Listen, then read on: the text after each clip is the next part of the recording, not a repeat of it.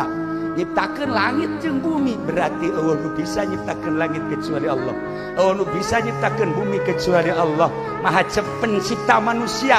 Moal aya nu bisa nyiptakeun manusia zahiran wa batinan kecuali Allah. Anu nyiptakeun sehat jeung gering eueuh nu bisa nyiptakeun sehat kecuali Allah. Eueuh nu bisa nyiptakeun gering kecuali Allah. Eueuh nu bisa ngahasilkeun kecuali Allah. Eueuh anu bisa ngamadaratkeun kecuali Allah. Nu ngamangpaatkeun, nu ngamadaratkeun kecuali Allah. Jeung eueuh nu bisa ngasupkeun ka sorga. Da sorgana ge nu Allah kecuali Allah.